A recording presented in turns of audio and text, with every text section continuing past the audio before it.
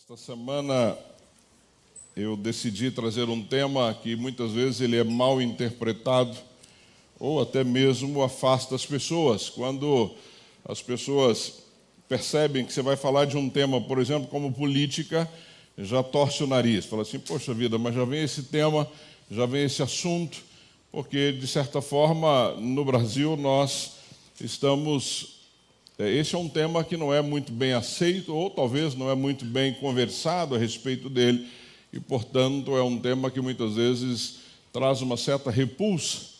Ainda brinquei com a Toninha, eu falei, Toninha, vamos ver se com esse tema o povo vai à igreja domingo, ou vão dizer assim, não vou não, porque esse tema de política é um tema tão chato e eu não quero participar dele. E é um ledo engano, queridos, porque é um tema bastante importante, nós precisamos abordar esse tema à luz da palavra. A diferença é quando você aborda esse tema com a tua visão, com o teu jeitão, com a tua forma de pensar e não de uma forma bíblica. E o que eu quero fazer nessa manhã é abordar esse tema de uma forma bíblica, para que você então possa entender qual é o nosso papel em todo esse cenário e como é que nós devemos agir. Afinal de contas, estamos neste país, vivemos neste país e somos conduzidos por ações políticas deste país e, portanto, é fundamental que, como cristãos, nós possamos entender isso, e pensar a esse respeito. Por isso é que eu escolhi esse tema. Eu tenho feito isso ao longo aí desses anos de Bethesda, quem já me acompanha há algum tempo sabe disso. Normalmente, nesse período, na última semana, a semana que antecede a eleição, eu sempre procuro trazer uma palavra, nesse sentido de orientação. Então, a minha ideia aqui nesta manhã é orientar você, não te induzir a escolhas, porque essa escolha é sua, somente sua, mas eu quero te orientar biblicamente de qual é o nosso papel em tudo isso. Por isso, o tema da minha mensagem é o exercício da justiça nas decisões políticas. E eu confesso a você que eu fiquei buscando um tema, que tema eu poderia estar utilizando para abordar este assunto, e nada mais justo do que pensarmos na justiça humana, justiça de Deus, e como é que isso funciona nas decisões políticas, que é algo que fala conosco e dirige e conduz a nossa vida, querendo você ou não. Querendo você ou não, a nossa vida é direcionada a partir disso, não é? No que diz respeito à sua vida civil, como cidadão, como brasileiro que você é. Só para entendermos um pouco desse conceito, quando falamos do direito ao voto, que hoje é algo tão comum para mim e para você. Então, falar que você tem direito a votar é algo muito comum, é algo corriqueiro no nosso meio, mas não era assim e nem é assim em vários países. Eu fiz uma pesquisa essa semana e aproximadamente 70 países no mundo as pessoas não têm direito a votar em alguém. 70 países, na atualidade, as pessoas não têm direito a votar. Se você pensar em Cuba, Venezuela, Coreia do Norte e assim por diante, as pessoas não têm essa liberdade de, como nós vamos ter a semana que vem, de ir numa urna e escolher um candidato, como nós vamos fazer domingo que vem. Então, aproximadamente 70 países. Então, primeiro nós precisamos entender que a conquista do voto é algo fundamental. A conquista do que nós podemos fazer a partir do domingo que vem é algo muito importante. De novo, eu quero trazer algumas informações para você entender qual foi esse desafio para chegar onde nós chegamos hoje e a importância do que nós estamos fazendo hoje. Em 1824, o voto era censitário. 1824, Brasil Império, o voto era censitário. O que significa um voto censitário? Só podia votar homens e que tivesse uma boa condição financeira. Então, o voto naquela época era assim, era homens, então, talvez eu não poderia votar naquela época. Apesar de ser homem, a condição financeira não me daria esse privilégio, E ainda com essa cor aqui, naquela época era pior ainda. Então, em 1824, quando começa a eleição, quando começa as pessoas a terem a liberdade de votar, ele era restrito a homens de condição financeira boa, que talvez pudesse trazer algum benefício aí para a sociedade. E era interessante, uma coisa bastante peculiar daquela época. Primeiro, mulheres não podiam votar, escravos não podiam votar, analfabetos não podiam votar. Então, eram homens ricos que votavam. E eles tinham naquela época o que eles chamavam de voto a descoberto, ou seja, eleições a céu aberto. Então, a pessoa declarava o voto dele publicamente. Então, ele chegava, sei lá, se era numa praça, se era num espaço fechado, mas ele tinha que declarar o voto dele. Interessante que, imagina, né, talvez você não tenha parado para pensar, a ideia do voto secreto é para te proteger, ou seja, para que você possa votar em quem você quiser. Imagina você, num lugar como aquele, não é? Há um domínio em cima daquele, você tem que chegar lá e dizer em quem você vai votar. Isso dava a você, ou trazia sobre você, um problema muito sério. Então, essa já era uma situação de 1824, onde poucos homens podiam votar para decidir os seus candidatos. Em 1881, com a Lei Saraiva, os analfabetos e mulheres continuaram impedidos. Então, você, mulher, em 1881, você não podia votar ainda, e analfabetos também não, né? Mas o voto passou a ser registrado. Esse foi um avanço. O que é o voto registrado? Ou seja, as pessoas naquela época, então, tiravam o seu título de eleitor e eles iam, então, votar. Mas você, mulher que está aqui, ainda não podia votar. Se você tivesse nascido naquela época, você até poderia querer escolher um candidato, mas você não tinha acesso a isso. E também os analfabetos não podiam votar em 1881. O único avanço que aconteceu em 81 foi o voto ser registrado, não é? E aí, as mulheres, você que está aqui, mulher, você só conquistou o direito ao voto em 1932. Não é tão distante assim. Se nós pensarmos aí, nós temos pessoas que nasceram em 32, vivas até hoje, mas você, mulher, só pôde passar a votar a partir de 1932, quando Getúlio Vargas sancionou o Código Eleitoral Brasileiro. Então, a primeira vez que as mulheres votaram no Brasil foi em 1932. Até então, vocês não tinham direito a voto. Então, esse é um marco muito interessante na nossa história e que precisa ser considerado, precisa ser valorizado. Uma advogada chamada Berta Lutz, que foi uma das maiores batalhadoras, uma das maiores incentivadoras para que isso viesse a acontecer, ela tinha e liderava um movimento feminista naquela época no Brasil, e ela dizia que a mulher, para conquistar o seu lugar, precisa ter os mesmos direitos de voto que o homem. Então, ela dizia que a mulher, para ter o seu lugar, de fato, na sociedade, ela também deveria ter o mesmo direito de voto, de escolher os seus candidatos. Então, passa a ser em 1932, quando você, mulher, passou, então, a poder votar, expressar o seu desejo no voto. Depois vem a ditadura militar em 64. Eu nasci em 64, no ano da ditadura militar, ou seja, há um golpe, toma-se o poder, e este direito ao voto, então, de novo, ele é suspenso. Então, as pessoas não podem mais expressar o seu voto, porque, a partir daí, então, nós tivemos um governo militar, que dominou este país durante 21 anos, e nesse período de 21 anos não havia mais eleição, então aquele direito que foi adquirido lá em 1881, ele passou a não ter mais valor durante a ditadura militar.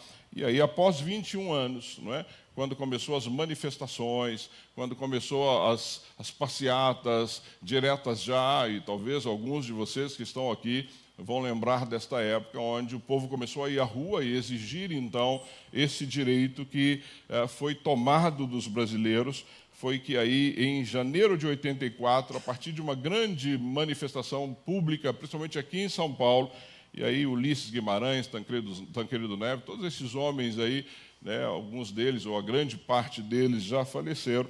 Esse evento, então, é que gera a queda do regime militar e, então, o direito, de novo, para que nós pudéssemos votar. E aí você tem a Constituição de 88, a famosa Constituição de 88, que é a que somos regidos por ela até hoje, a partir da Constituição de 88, então, chamada de sufrágio universal, onde todas as pessoas elegíveis, elas podem ser votadas e votar. O que significa isso?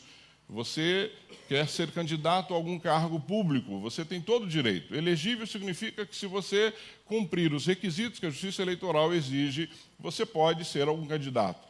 E a outra circunstância é que todos nós, acima de 16 anos, homens, mulheres, negros, brancos, analfabetos, sem nenhuma distinção de raça, de cor, de sexo, você passa, então, a ter direito a votar livremente em alguém num voto secreto, protegido.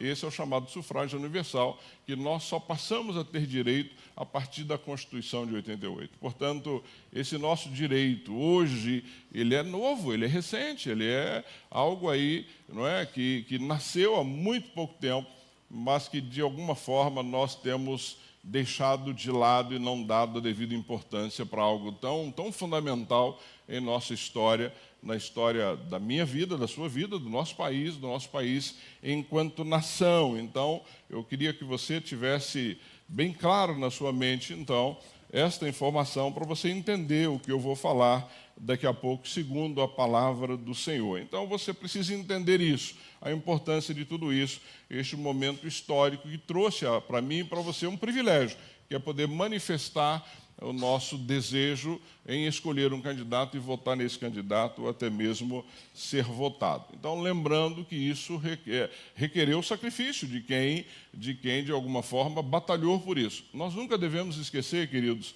e nós temos memória curta, de que aquilo que nós temos direito hoje, alguém sofreu para que nós tivéssemos direito. Né? Nós hoje temos acesso a esta palavra, que mudou a nossa vida, a nossa história. Mas alguns missionários vieram para este país e seus familiares morreram.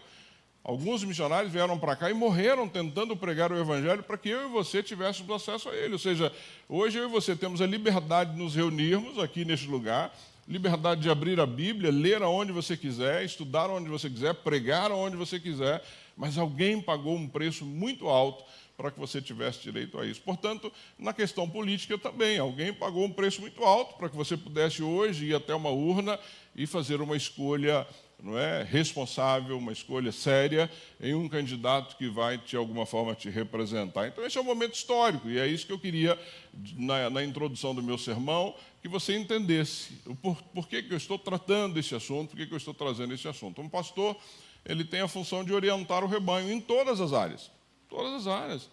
Né? Nós tivemos uma semana aqui na igreja bastante com vários acontecimentos. Eu tive no velório segunda, que morreu, então, a mãe da Miriam, então, aqui da nossa igreja. A mãe não era da nossa igreja, mas ela era membro da nossa igreja, estava de luto, e nós tivemos lá, parte da igreja esteve com ela.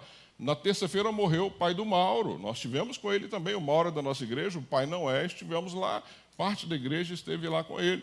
Tivemos aí o Danielzinho enfermo, que ainda está internado, e a igreja intercedeu pelo Danielzinho. Tivemos ontem um casamento de um casal aqui da igreja, festa, não é? Compartilhando aí com a igreja o início de uma família. Não é? Então, a nossa história cristã, a nossa caminhada enquanto comunidade, ela passa por várias áreas e nós precisamos entender cada uma delas. E agora estou orientando a igreja na área política, que é meu papel como pastor fazer isso de uma forma transparente, sem partidarismo e bíblica.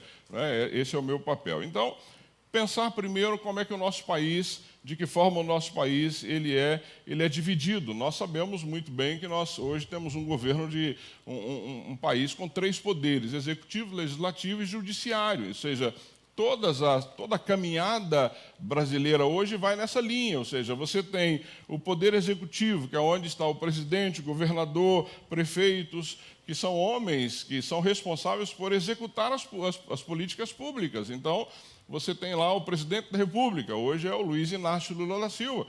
Nós temos aqui o nosso governador em São Paulo, que é o Tarcísio. E nós temos, para quem mora em Santo André, o nosso prefeito, que é o Paulinho Serra. Esse é o poder executivo. Esses homens estão numa função municipal, estadual e federal, na função de executar, não é, a lei, de executar o processo, de executar as políticas públicas do nosso país. Depois você tem o poder legislativo, não é, onde nós temos aí os deputados, senadores, vereadores, que têm esse poder de criar leis, de fiscalizar, de caminhar no sentido de observar se o Poder Executivo está cumprindo o seu papel.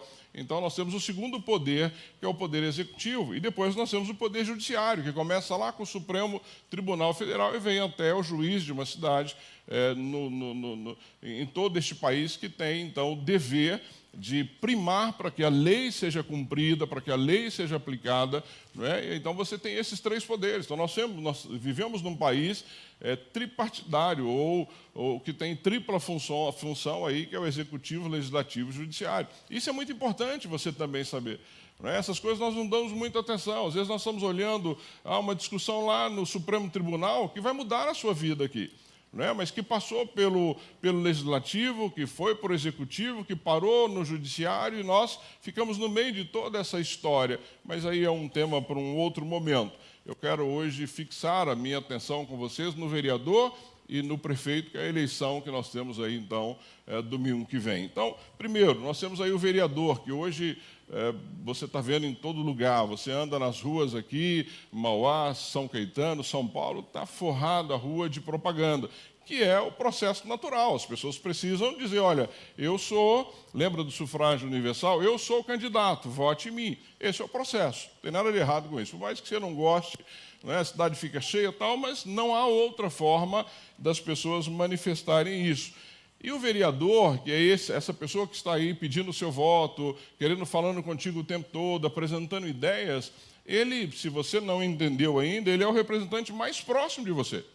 Você não vai chegar a um gabinete do prefeito, dificilmente, a não ser que você seja alguém na cidade que tenha uma certa influência, ou você seja um empresário muito bem sucedido, ou você tenha bons amigos aí, mas dificilmente você vai chegar lá no gabinete do prefeito, bater na porta e entrar. Nenhum de nós tem essa capacidade hoje. Ele deveria te receber, mas ele vai te receber numa agenda. Se você ligar lá, ele vai falar assim, não, a secretária vai te atender, vai ver qual é o assunto, se o assunto é com ele, se não é com o secretário, vai marcar na agenda, e aí só Deus sabe quando você vai entrar no gabinete ali, para bater um papo com o prefeito sobre qualquer tema. Então, o vereador é aquele que você liga para ele e vai lá no gabinete dele. Ou você liga para ele, ele manda um assessor falar contigo, ou seja, é muito mais fácil e rápido. É por isso que o processo é assim. Então, entenda que o vereador que você vai estar votando no próximo domingo é a pessoa mais próxima de você nesse processo todo que eu estou dizendo aqui para você. Então, olha a importância disso. Olha a importância de você entender quem é essa pessoa. O vereador, ele pode propor leis, mas ele não pode criar leis que onerem o município. Então, hoje, quando o vereador chegar para você e dizer assim, não, fica tranquilo, eu vou construir lá no bairro aquela escolinha que tanto está faltando. Se isso não tiver no orçamento municipal, ele não vai construir nada, ele não pode propor esse tipo de coisa. Então, olha a importância de nós entendermos o papel de cada um nessa história, porque da mesma forma que você deve ser afiado na palavra de Deus, a ponto de conhecer, e quando alguém falar alguma coisa aqui, que você fala, não, isso não existe, isso não está na palavra. A mesma coisa, você precisa entender qual é o papel dessa pessoa que está aí pedindo o teu voto. Então, ele não pode, ou seja, no Brasil, o vereador ele não tem permissão para criar leis que gerem custos para o benefício. Isso é vedado. Essas leis que geram custo, ou projetos que geram algum custo-benefício, saem do executivo, saem do gabinete do prefeito, porque lá existe um orçamento anual e, a partir deste orçamento, ele pode propor à Câmara projetos que geram custo, ou seja, é o contrário. E nós, hoje, muitas vezes, somos levados a achar que esse vereador ele vai poder fazer uma série de coisas que ele está falando que pode, mas não pode, porque você não conhece o processo, ou você não se deu o trabalho de pesquisar sobre isso. Então, existem algumas situações que ele pode, porque isso está previsto, então, no projeto ou no orçamento do município. Caso contrário, ele não pode fazer isso. Então, ele pode propor uma série de coisas, desde que essas coisas não tragam nenhum tipo de prejuízo ou de custo. Qual é a função principal dele? Fiscalizar. Ele é o seu fiscal. É ele que vai ver se o prefeito está cumprindo aquele orçamento que ele propôs para a Câmara aprovou. Então, a função do vereador é fiscalizar o executivo, é observar se o executivo está fazendo e cumprindo a sua tarefa. Essa é a função principal dele. Então, lembre-se, ele é o seu fiscal. Se você não está concordando com como o município está caminhando, é com o vereador que você tem que falar, porque, afinal de contas, você votou nele. Vai lá e fala para ele, ô Mário, você não está fiscalizando. Ele, não, olha como está essa cidade, olha como está a situação. Ou seja, esse é o nosso papel, porque ele é o nosso representante e nós precisamos fazer isso. Então, ele fiscaliza esse orçamento municipal, ele fiscaliza para saber se o prefeito está de fato, cumprindo o seu papel. E o que é esse orçamento municipal? E me perdoe, eu quero te dar algumas informações técnicas para você entender. Existe uma coisa chamada LOA, não é? A LOA é a Lei Orçamentária Anual. Como é que significa isso? Então, voltando para o Executivo. O prefeito, então, senta lá com seus secretários, com toda a sua equipe, eles montam o orçamento baseado na arrecadação do ano seguinte, né? numa perspectiva de arrecadação, eles pegam esse documento chamado LOA e manda esse documento para a Câmara de Vereadores. Então, nesse LOA está descrito tudo aquilo que a Prefeitura vai fazer. Então, a Prefeitura vai investir tanto em obras públicas, tanto na educação, tanto na saúde, tanto na segurança, manda para a Câmara de Vereadores. Olha a importância desse homem e dessa mulher que você está escolhendo. É ele que vai sentar com seus assessores e checar este orçamento. E ele, então, pode propor mudanças, ele pode propor algumas alterações, aquilo é discutido ali entre os vereadores, debatido entre eles, esse orçamento é aprovado, isso é mandado de volta para o prefeito, e o prefeito, então, sanciona esse orçamento, a LOA. Tudo que vai acontecer no ano seguinte está baseado nessa LOA. Então, se não foi aprovado aí, neste momento, então, por exemplo, agora nós estamos no mês de outubro, provavelmente o orçamento de 25 já foi aprovado. Ou seja, os vereadores que aprovaram de 25 provavelmente não estarão mais na Câmara de Vereadores. Talvez o prefeito que vá para 25 não seja alguém que mandou esse projeto, mas o que vai aplicar o projeto em 25 é este que está aí atualmente na cadeira.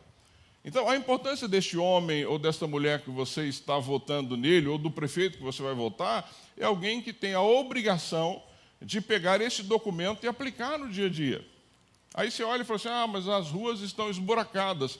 Isso já foi previsto lá atrás. Se não tem dinheiro no orçamento para consertar a rua, não vai consertar. Então, isso é fundamental você entender como é que esse processo funciona. O fiscal é o teu vereador, o fiscal é o meu vereador, é aquele que trabalha isso para mim e para você, porque nós não podemos estar lá para fazer isso. Não é? Agora, talvez você não saiba, mas, por exemplo, existem algumas verbas que são chamadas de verbas carimbadas. Então, hoje, dentro do orçamento municipal, 15% do orçamento municipal hoje são verbas para a saúde. Ou seja, o governo municipal tem obrigação de aplicar 15% das verbas em saúde. Ele não pode deixar de aplicar isso. Por que é verba carimbada? Para não ficar só na mão do prefeito ou dos vereadores, ou seja, é um cuidado com a população. Então, 15% é aplicado em saúde, é chamado de verba carimbada. Outros 25% é aplicado em educação. É obrigatório aplicar 25% do orçamento em educação. E eu vou te dar alguns números de Santo André, para você pensar comigo, se isso de fato fosse uma verdade, se estaria a situação como está hoje. 2024, na saúde em Santo André, a verba é de 1 bilhão 460 milhões de reais, é a verba só para a saúde em Santo André. É muito dinheiro. Então, hoje, se você olhar para Santo André, o ano de 24, o prefeito Paulo Serra, o secretário de Saúde, tem à sua disposição 1 bilhão 460 milhões de reais para cuidar da saúde da população.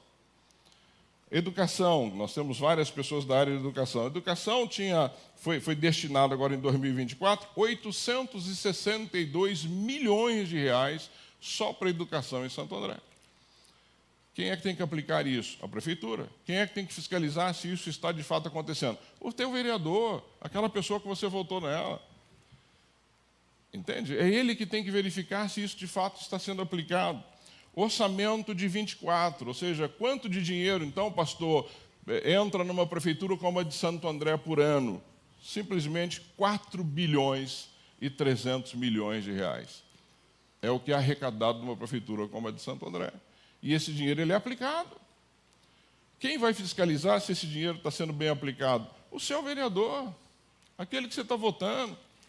Aquele que muitas vezes você vai lá e escolhe ali no caminho da urna e vota em qualquer pessoa que vai fiscalizar 4 bilhões de reais, que é o seu dinheiro, é o meu dinheiro, eu sou morador de Santo André.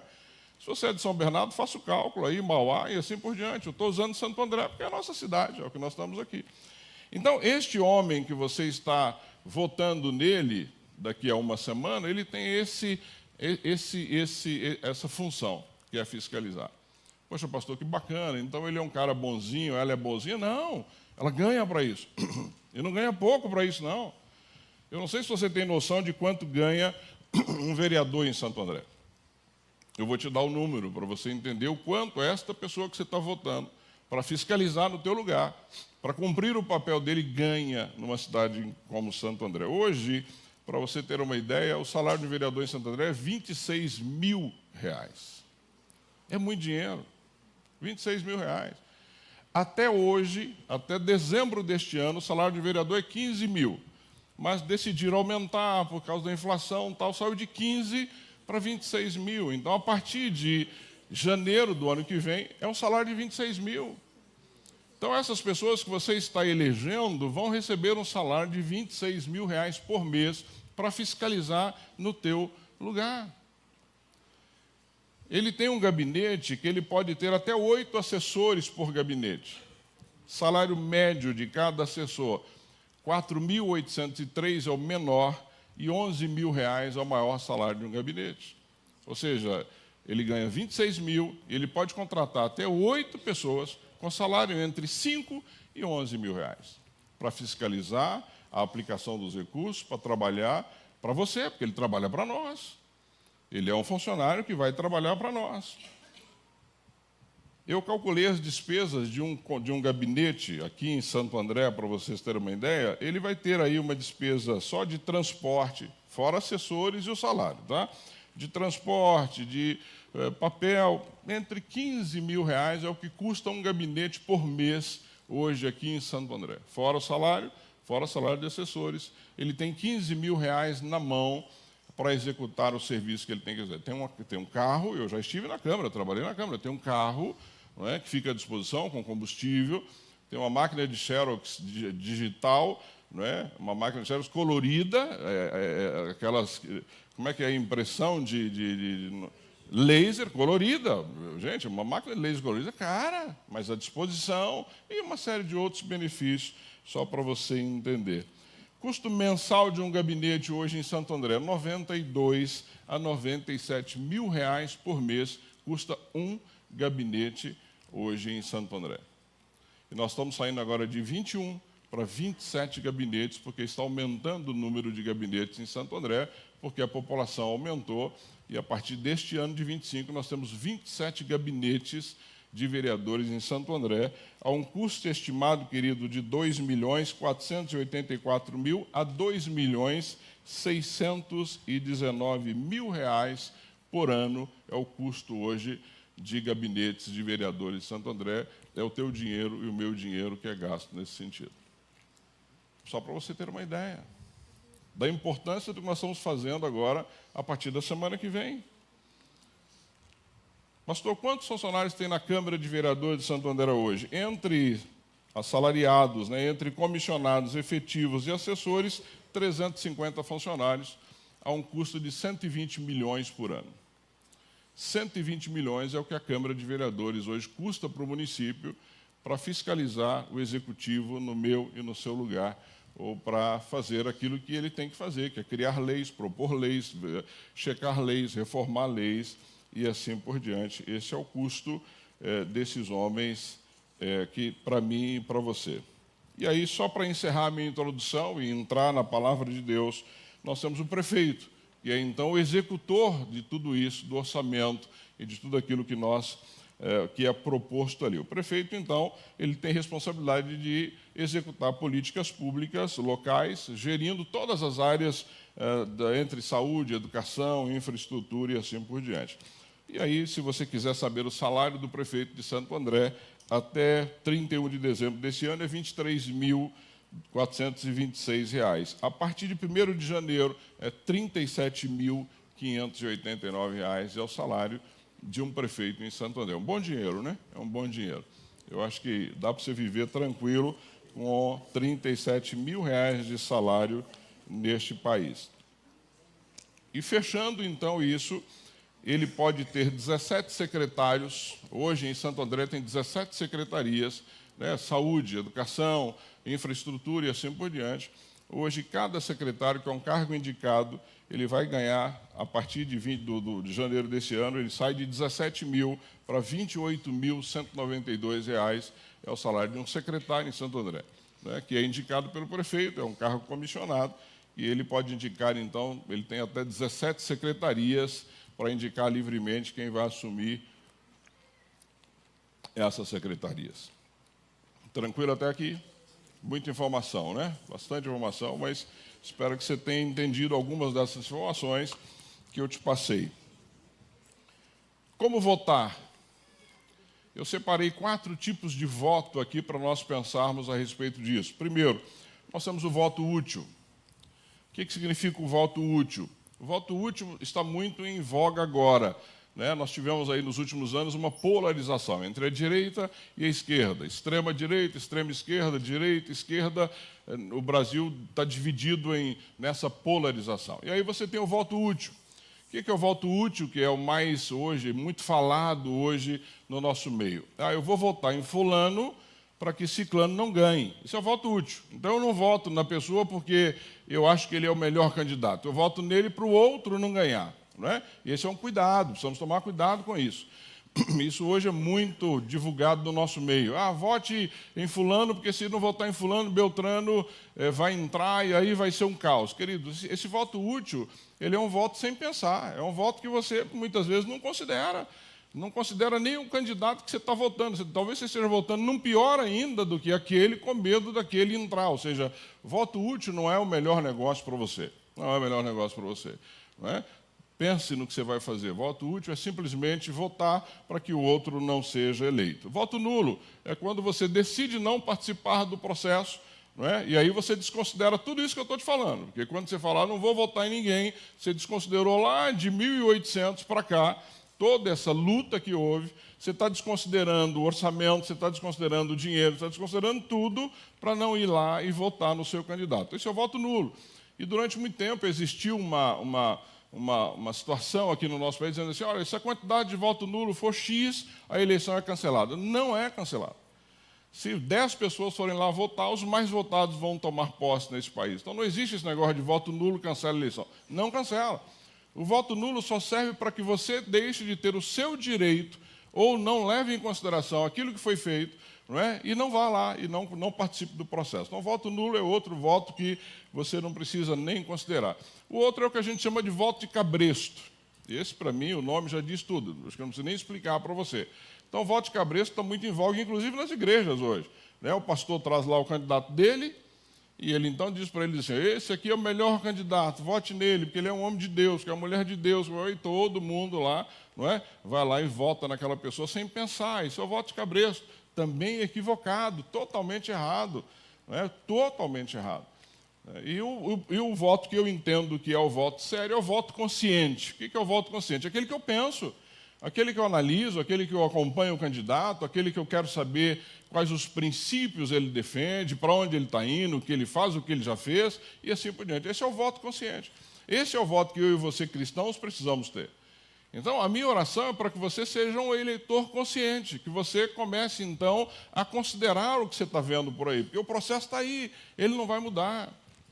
Hoje, o voto mais desejado no nosso meio é o voto do cristão, gente. Se você observar o debate que teve ontem, a UOL soltou assim, o debate da Record, não é, visa os eleitores cristãos. Ou seja, nós hoje, a igreja brasileira, tem o poder de mudar a direção de uma eleição. Mas nós não estamos considerando isso. Nós ficamos, não vou participar do processo, isso não me interessa. Como não te interessa? E está todo mundo atrás do seu voto, está todo mundo atrás do seu voto, atrás do seu voto. E pasmem, até ontem, 67% da população de São Paulo não tinha escolhido vereador ainda. Santo André não tem essa pesquisa, mas até ontem 67%. De cada 10 cidadãos paulistanos, quase 7 ainda não sabem quem vai votar. Esse é o problema. Está na reta final, faz uma semana. E você vai dar poder para alguém decidir no seu lugar e você ainda nem pensou nessa pessoa. E eu espero que aqui em Santo André ou no ABC a gente já tenha, não é? Eu não vou nem perguntar aqui para a gente não passar vergonha, nem vou fazer essa pergunta para não ter problema.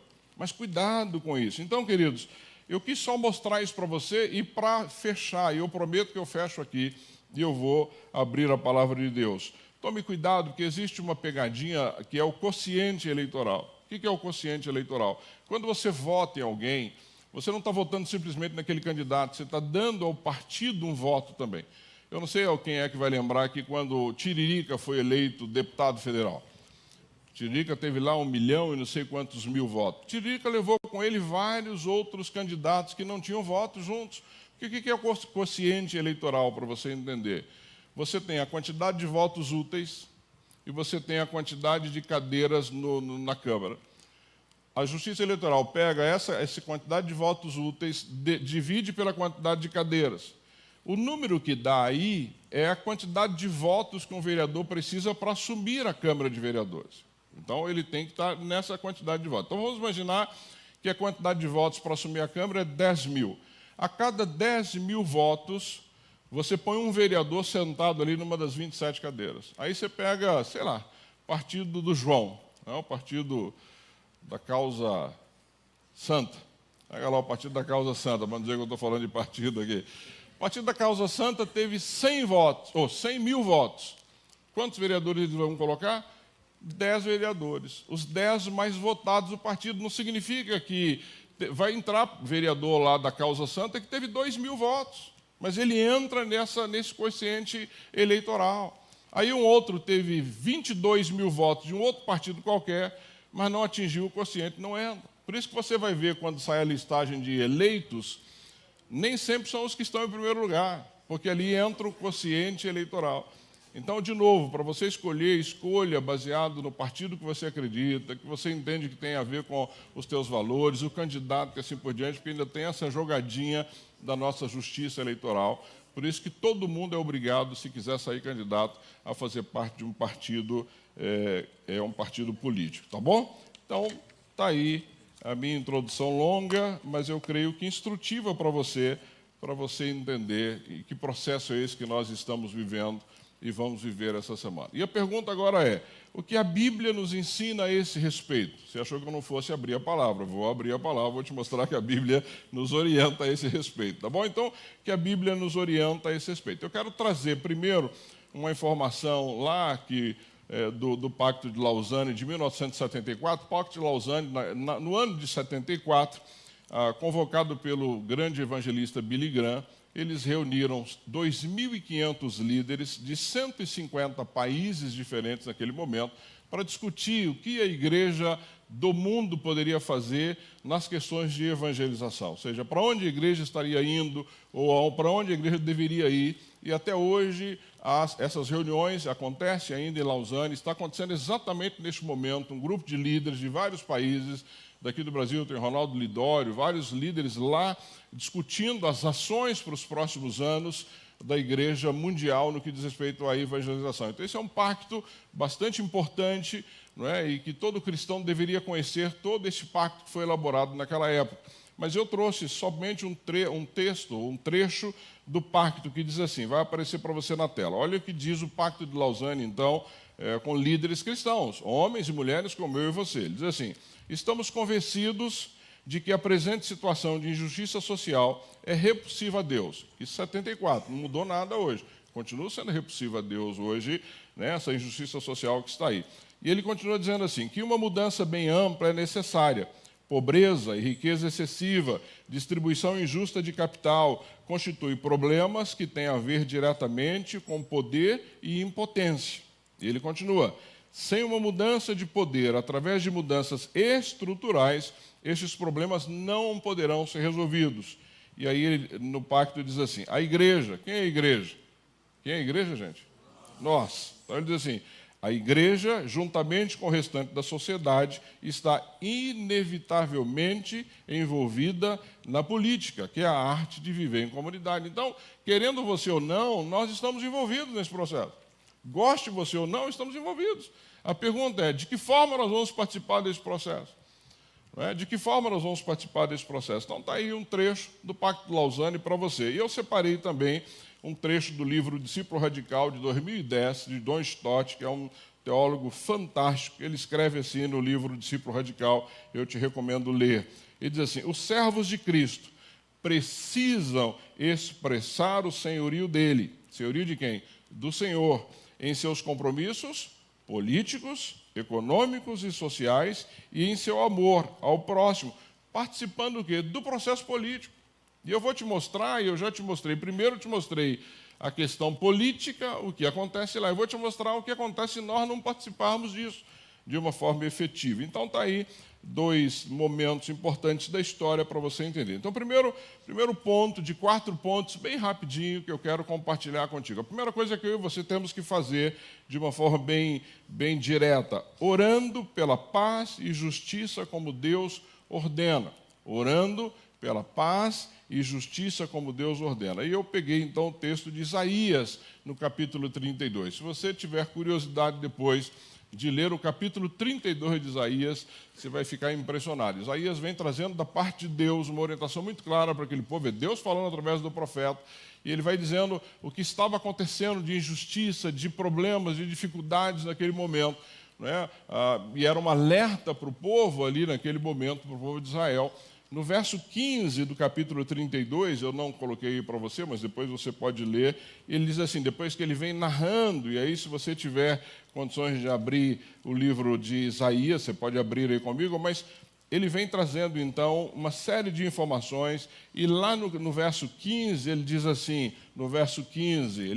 olha, até que sobre nós o Espírito seja derramado do alto. Ele está dizendo uma série de situações que vão acontecer, que estariam acontecendo, ele está clamando o povo para o arrependimento, ele diz assim, até que sobre nós o Espírito seja derramado do alto. E aí ele continua, e o deserto se transforma em campo fértil, e o campo fértil pareça uma floresta.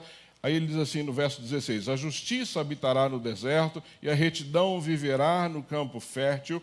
E aí no 17, que é o texto que eu separei, o fruto da justiça será paz, o resultado da justiça será tranquilidade e confiança para sempre. Por que nós temos que orar, queridos, incessantemente pela justiça, como Deus ordena? Porque o próprio texto diz que essa justiça será paz e ela vai trazer tranquilidade e confiança para sempre. Ou seja, por isso que eu e você precisamos orar por isso. Por isso que eu e você precisamos olhar para esse processo e orar por esse processo e participar desse processo que está aí. Porque à medida que nós tivermos neste país homens justos, decidindo de forma justas, homens tementes a Deus, haverá tranquilidade. Mas qual a tranquilidade que nós temos hoje? Nenhuma. Nós vivemos hoje num mundo e numa cidade, num estado, num país completamente que nos amedronta, e nós precisamos entender isso. Então, o cristão ele é chamado para orar pelos nossos governantes.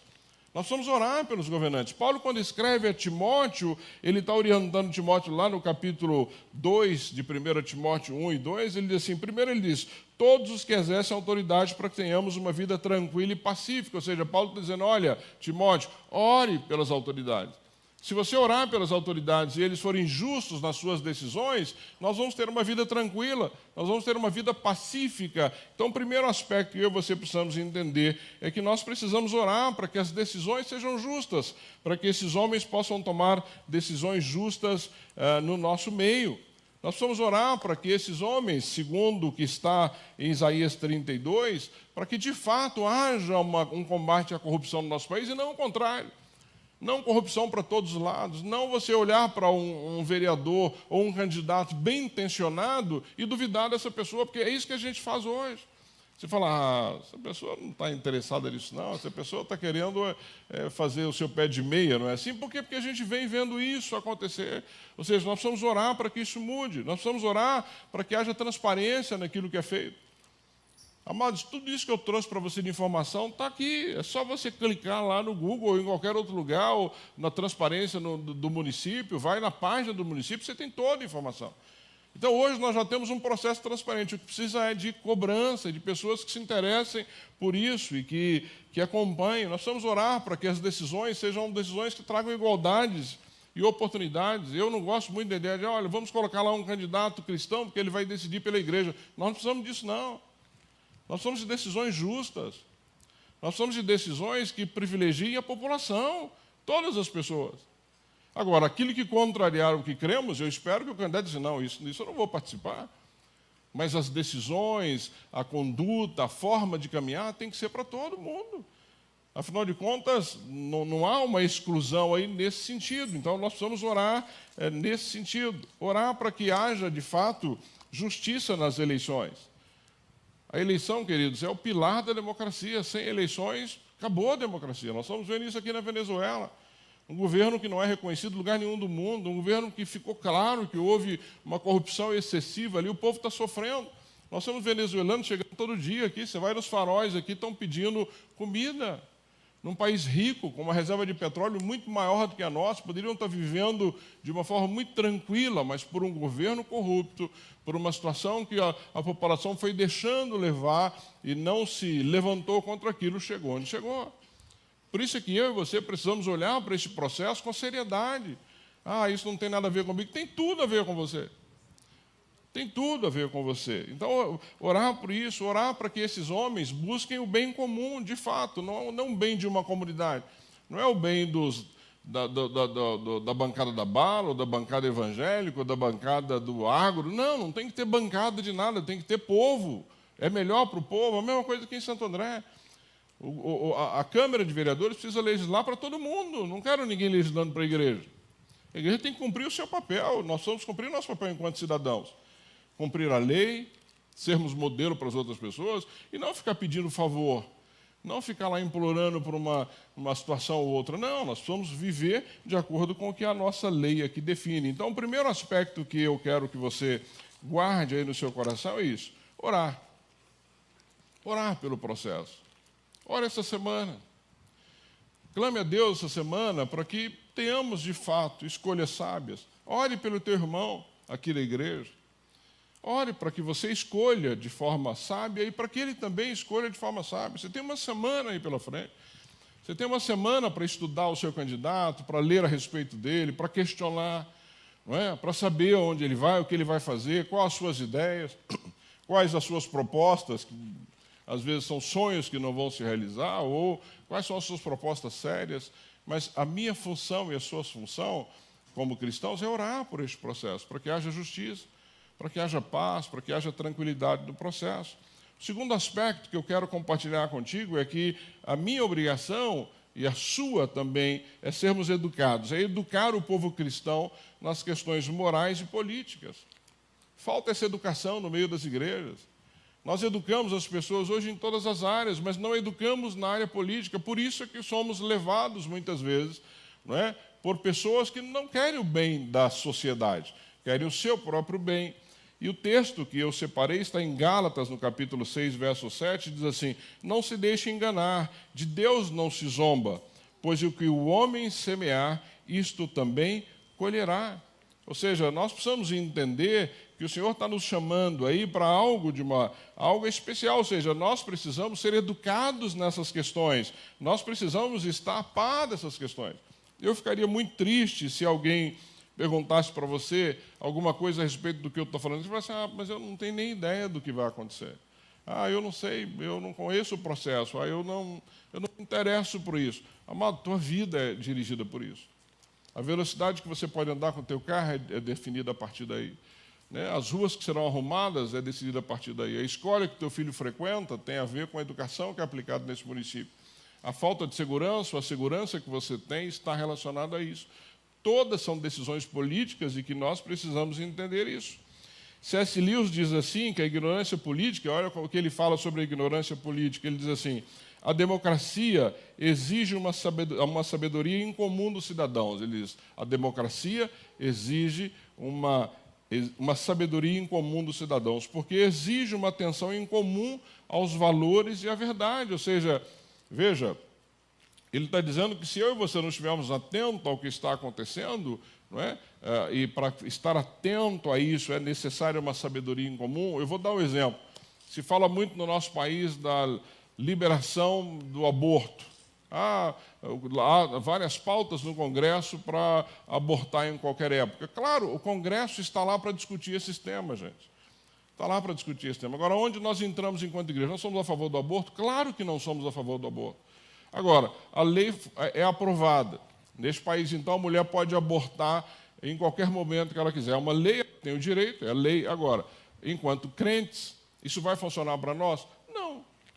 Por que nós temos que intensificar a pregação do Evangelho? Porque aquela mulher que tinha essa mentalidade, à medida que ela se converte, ela vai mudar. Ou seja, por isso que nós temos que intensificar a mensagem do Evangelho, porque o que vai transformar a sociedade não são as leis. Eu estou sujeito a esta lei. A esta lei. As minhas decisões não são baseadas nas leis do nosso país. Elas precisam ser baseadas nessa palavra. Se essa lei diz se a lei do país diz que eu posso, como mulher, abortar, eu vou abortar como uma mulher cristã? Não, eu não vou abortar porque eu não creio. Eu creio que quem dá vida é Deus e quem pode tirar a vida é só Deus. Pronto. Vamos votar em Brasília a pena de morte. Gente, eu sei que às vezes o nosso coração pende para essas coisas. A gente vê cada crime bárbaro aí. Não é? E lá no fundinho a gente pensa, poxa vida, podia tanto ter uma pena capital nesse país, mas quem tem direito de tirar a vida? É só Deus. Então não dá para ser a favor de situações como essa. Não é? Mas nós somos regidos por isso, mas nós precisamos ser educados nessa questão. Por isso que eu fico triste de temas como esse, vou ouvir sobre isso. Você precisa ouvir sobre isso, senão eu não estaria aqui falando. Se eu não entendesse que isso era sério, eu estaria usando esse tempo para falar de outros assuntos com você. Martin Luther King, um pastor batista que fez parte aí, um homem que se engajou politicamente nos Estados Unidos e fez diferença na sua época contra a desigualdade social, ele diz assim: a injustiça em qualquer lugar é uma ameaça à justiça em todo lugar. Olha que interessante, a injustiça em qualquer lugar é uma ameaça à justiça em qualquer lugar. Então, se nós olharmos para a injustiça e não fizermos nada, e ficarmos calados e não nos manifestarmos, a justiça vai estar ameaçada, porque a injustiça já está imperando ali. Então, queridos, nós precisamos entender que, como cristãos, nós podemos ter uma sociedade mais justa, a partir da minha vida, a partir da minha conduta, a partir das minhas escolhas, a partir do que eu faço, a partir da minha caminhada. Então, eu e você precisamos ser educados nessas questões. E eu oro a Deus para que você, quando estiver lá no seu computador, onde quer que seja, leia as notícias, se interesse por elas, leia até o fim, cheque a fonte, vá atrás de outras fontes, veja o que estão falando a respeito disso, acompanhe de perto, interesse pelo processo, não só agora. Eu estou te chamando para se interessar pelo processo todos os dias. Gaste um tempinho se informando o que está acontecendo no seu país. Porque, amados, nós somos uma parcela da população considerável. Nós somos uma parcela da população hoje desejada pelos políticos. Nós não entendemos ainda o poder que nós temos na mão. Então, se nós eu e você tomarmos decisões justas, bíblicas, sérias, vai mudar a cara deste país. Mas enquanto nós acharmos que esse processo não tem nada a ver comigo, não tem nada a ver com você, nós vamos ficar aí no voto de cabresto, sendo levado por quem quer que seja, pessoas que não nos representam, que não tem nada a ver conosco, que não vão decidir de forma justa, e o processo vai continuar sendo o que é aí e não vai haver mudança. Terceiro aspecto, nós precisamos agir. Cristãos chamados para a tarefa no governo. Ou seja, eu de todo o meu coração, eu creio nisso. Eu creio que Deus tem homens e mulheres que Ele separa para esse processo. Eu não tenho nenhum problema quando alguém chega para mim e diz assim: pastor, eu quero ser um candidato a vereador. Ok, senta aqui, vamos conversar. Para saber se essa pessoa tem, de fato, esse chamado de Deus. Queridos, é um chamado, igual é o chamado para outras coisas. Eu, há 5 anos atrás, aproximadamente, eu tive que tomar uma decisão na minha vida. Eu estava aqui em Santo André, era chefe de gabinete de um vereador, já estava há 4 anos aí na Câmara de Vereadores, participei de várias eleições, e eu tinha a igreja para cuidar, eu tinha essa igreja aqui para cuidar, que Deus tinha colocado nas minhas mãos, no meu coração, e eu entendia claramente isso. E eu cheguei para a Toninha, para o Jonathan e para o Daniel e disse para eles: olha, eu não posso mais continuar vivendo do jeito que eu estou. Eu nem estou cuidando da igreja e nem estou sendo honesto aqui no meu trabalho como vereador. Preciso tomar uma decisão. Ou eu fico aqui na Câmara de Vereadores e abro mão da igreja, ou eu fico na igreja e abro mão da Câmara de Vereadores. E a pergunta da minha família foi: onde está o seu coração? Eu falei: meu coração está na igreja. Meu coração está na igreja. Eu tinha convicção disso. Meu coração podia estar lá na política e eu deveria ir para lá. Qual o problema? Eu abro mão, e eu acho que um homem, quando ele é um pastor, ele se envolve na política, ele deveria abrir mão do seu título pastoral. Isso é a minha opinião pessoal. Então, o Wilde, não pastor, poderia estar envolvido lá, ser um candidato, trabalhar lá, estar exercendo a minha função lá, não tem nenhum problema nisso. Eu poderia continuar sendo um cristão lá, dando bom testemunho lá, servindo lá, sem nenhum problema, como eu acho que nós temos essa necessidade. No meu caso, meu coração estava na igreja, eu abri mão de lá e vir para a igreja, e hoje estou 100% na igreja, porque o meu coração está aqui. Mas se o meu coração estivesse lá, não teria nenhum problema falar, gente, arruma outro pastor aí que eu estou indo. Ó, meu negócio é política. Porque eu creio nisso. Eu creio que Deus levanta homens para aquele lugar. Porque Deus levanta homens e mulheres para todas as áreas da sociedade, não levantaria para a área política. É claro que Ele levanta homens para estar na área política. Mas nós precisamos ter homens e mulheres comprometidos com o Senhor, com a palavra, que vão dar bom testemunho lá, não o nome de cristão simplesmente para ganhar o teu voto. Então, queridos, é isso. Homens que não fiquem deslumbrados com o ambiente, não fiquem deslumbrados com o cargo. O cargo de vereador é algo que faz diferença. Imagine você estar entre 27 pessoas, numa população hoje de quase 800 mil pessoas. Poxa, isso é um diferencial. Nós temos, então, uma população de aproximadamente 800 mil pessoas. Você é um vereador entre 27, que representa essa população. Imagine você um homem ou uma mulher desconhecido na cidade. É conhecido na sua comunidade, ali no seu bairro, você é bastante conhecido no seu bairro. Mas enquanto você está ali conhecido no seu bairro e vivendo no seu bairro, podendo chegar ali no seu bairro e as pessoas te conhecerem, se você ligar aqui de novo para o prefeito, ele não vai te receber. Se você quiser falar com o juiz de direito da cidade, ele não vai te receber. Se você quiser entrar em vários lugares aqui, você não vai ser recebido. Mas você se candidata a vereador, é eleito, é um dos 27. A partir de 1º de janeiro, se a tua secretária ligar para o juiz da cidade, ele vai te receber. Se ela ligar para o prefeito da cidade, ele vai te receber. Às vezes você vai entrar numa padaria para tomar um café, os caras, Célio, que legal, que bacana. O Célio vai pagar a conta e fala assim, não, Célio, tranquilo, rapaz, isso é para a nossa conta, presente da casa para você. Ou seja, e aí vai entrando, isso vai entrando no coração. Aí um homem que não tinha ninguém em volta dele passa a ter 8 assessores ali à disposição dele 24 horas por dia. Ele tem um advogado, nós temos advogados aqui na igreja, ele tem um advogado no gabinete à disposição dele para o que ele precisar. E esse homem fica 4 anos nessa caminhada, sendo tapinha nas costas daqui, sobe lá para fazer um discurso, alguém elogia, vai para lá, vai para cá. Você acha que ele quer abrir mão desse poder, meu irmão? Ele vai lutar para isso continuar na vida dele. Agora, se esse homem é comprometido com Deus de fato, essa mulher vai falar assim, o que o senhor quer que eu faça aqui neste lugar? Qual o seu propósito aqui neste lugar? Como é que eu posso fazer diferença aqui nesse lugar enquanto crente? Porque, amado, se for a vontade de Deus, você vai ficar 4, 8, 10, quantos anos for necessário, porque é a vontade dele que você esteja ali. Mas você precisa ter uma vocação, um chamado para isso. Tem que ter um chamado para isso. Não porque o salário é bacana, porque, claro, enche os olhos. Né? Coisa boa, um salário desse, assessor, gabinete, carteirinha, broche e assim por diante. Claro que enche os olhos. Mas se você tiver um chamado para isso, querido, eu te ajudo. Se você de fato tiver um chamado e quiser conversar comigo, eu te oriento ao que fazer.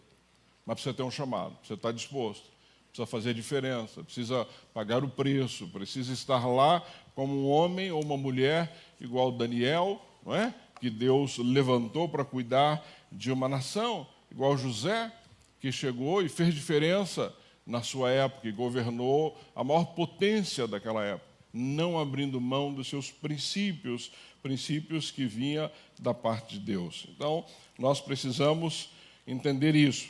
Cristãos podem ser e devem ser chamados para este processo aí na vida política, sem nenhum problema, não é? E o último ponto, para encerrar minha mensagem, nós precisamos estar preparados para sofrer. Preparados para sofrer. E aí eu não digo só o candidato, mas nós, enquanto cristãos. 2 Crônicas 7,14, e aqui 2 Crônicas, para você se recordar, que Salomão tinha acabado de construir o templo, e Deus estava falando para Salomão que ele usaria aquele lugar Deus está ali numa conversa com Salomão, eu fiquei lendo e imaginando o privilégio de Salomão. Então Deus está dizendo para Salomão que ele iria responder todas as vezes que o povo precisasse, era só clamar que Deus iria responder a partir daquele momento. Por isso que ele diz aí, se o meu povo, isso é Deus falando com Salomão, olha Salomão, se o meu povo, que se chama pelo meu nome, se humilhar, orar, buscar a minha face e se afastar dos seus maus caminhos, do céu o ouvirei, perdoarei os seus pecados e curarei a sua terra. Não é? É isso que Deus está falando para Salomão e que serve para mim e para você hoje em dia.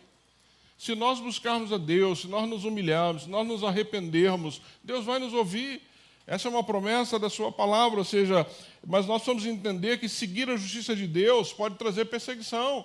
Então, este homem, esta mulher que tem um chamado para a área política, que quer ser candidato em nome de Deus, não é? Em nome da igreja, ele tem que estar disposto a sofrer por isso.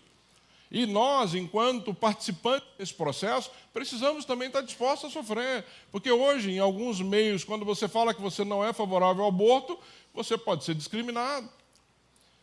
Então, hoje, quando você se manifesta de acordo com a sua fé, com aquilo que você crê, com os seus princípios, você pode sofrer. Você está disposto a isso ou você vai ficar em cima do muro? Ah, não, vou dar minha opinião não, porque se eu der minha opinião, rapaz, vão me perseguir aqui. Ó. Mas você precisa dar a sua opinião. Você precisa dizer o que você crê. Você precisa dizer o que você acredita. Você precisa dizer quem você é. Não é? Você não pode ficar em cima do muro. Ah, não, nisso eu não me meto. Como não se mete? Você está já envolvido, você está dentro do processo. Então você precisa entender que nós precisamos nos posicionar politicamente segundo os princípios do Senhor. Qual é o meu posicionamento político? É segundo os princípios dessa palavra. Desculpa. Então eu tenho que me posicionar. Eu olho então para um candidato e pergunto para ele, tá bom, e o que você crê? Qual a sua história? Qual a sua caminhada cristã? O que você já fez para a comunidade? Que igreja você serve? Quem é o seu pastor? O que você já fez pela comunidade aqui? Quem é você? Eu olho para essa pessoa, ouço, pesquiso, vejo, a pessoa tem princípios, está servindo. Opa, esse é um bom candidato. Ah, não, a pessoa só pousa de santo. Não tem. Opa, cai fora, estou longe. E eu também tenho que estar disposto. Eu tenho que estar disposto a dizer assim, não vou votar em você porque você não é uma pessoa que tem uma boa conduta. A Toninha fez isso alguns anos atrás, eu vou compartilhar porque não é segredo, mas nós trabalhávamos numa instituição, eu e a Toninha, e uma das pessoas que ia lá era um pastor. E nós não sabíamos, e a Toninha não sabia que ele era pastor, e o comportamento dele era péssimo, péssimo, péssimo, péssimo. Chegava lá na instituição, colocando banca e mau exemplo, mau testemunho. Um dia nós estávamos aqui na primeira de Santo André, eu era pastor lá, um dos pastores, e este senhor estava lá, não é? Numa época de campanha como agora, entregando santinho, né? Como candidato. A Toninha, que é a Toninha que eu conheço, foi até ele. Ele falou, o senhor é candidato? Oi, irmã, sou candidato, sim. Olha, está aqui o meu santinho. Nem pegou. O senhor é pastor? Ele falou, sim. A Toninha falou assim, não acredito. Não acredito. O senhor nunca deu um testemunho, o senhor nunca agiu como tal. Não é? E ele ficou todo sem graça, sem saber o que fazer, sem saber onde colocar a cara, mas isso é se posicionar. Então, eu acho que nós temos que ter essa coragem, de forma educada, direta, objetiva, de dizer assim, meu irmão, se converta. Minha irmã, toma cuidado ao testemunho que você está dando. Você está levando pessoas a se afastar do processo e não se aproximar. Então, precisamos estar dispostos a ir, estarmos preparados para sofrer. Não é? Então, queridos, pensem nisso. Nós precisamos orar pelo processo. Nós precisamos ser educados neste processo. Nós precisamos entender que pessoas são separadas para esse processo. E nós precisamos entender que nós estamos dispostos a sofrer por esse processo. E eu quero encerrar dizendo isso, um processo caro, um processo que custou, um processo que custa até hoje. Não só investimento de vida, mas financeiro. Ou você acha que essa campanha que está aí não é você que está pagando? Só a última informação para você, até um tempo atrás, as empresas podiam bancar campanhas. E isso virou uma corrupção desenfreada no nosso país, porque alguém bancava e cobrava depois. O governo foi lá e falou, não, a partir de agora, a empresa não pode mais mandar dinheiro para candidato. Joia, né? Beleza, não pode mais. O que eles fizeram? criaram uma lei. E hoje a campanha é bancada por nós. Todo o dinheiro de campanha vem do governo, do seu bolso, do meu bolso. Ou seja, cada panfletinho desse que jogam aí na rua, cada cartazinho desse pendurado, e olha, gente, quando eu passo, eu falo, meu Deus do céu, meu dinheiro aí, porque eu pago imposto. É o seu dinheiro e o meu dinheiro. Então, se você não se envolver no processo, nós estamos jogando dinheiro fora e ainda estamos perdendo a oportunidade de valorizar o que foi feito ao longo dos anos e não estamos fazendo escolhas segundo a vontade do Senhor. Então, queridos, eu separei só uma frase final para você. Nosso voto é a forma de semear o futuro, não apenas para nós, mas para as próximas gerações. Então, o que você está fazendo hoje é fundamental para a vida do seu filho, dos seus netos e para o futuro. Não é? Enquanto o Senhor Jesus não voltar, amados, vamos continuar nessa terra, aqueles que ainda estiverem vivos, vivendo de acordo com decisões políticas e que vão fazer diferença na sua vida para o bem ou para o mal. O preço pago no passado por esse direito foi alto, com muitos sacrificando suas vidas por essa democracia que nós vivemos hoje. Então, cabe a nós honrar essa luta daqueles que nos antecederam com responsabilidade e com visão, deixando um futuro aí para os nossos queridos que virão depois de nós, se o Senhor não voltar. Pense nisso, pense nisso.